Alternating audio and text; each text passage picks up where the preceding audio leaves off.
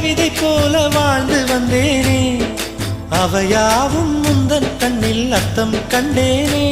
இந்த அருகம் புல்லின் மேல் மணித்துளியாய் நின்றாயே, எந்த பருவத் தோள்களில் பச்சை கிளியாய் வாழ்ந்தாயே. என்னை துளசி செடியாய் சுற்றி வந்தாயோ, கண்ணால் பார்த்து பார்த்து வெற்றி கண்டாயோ.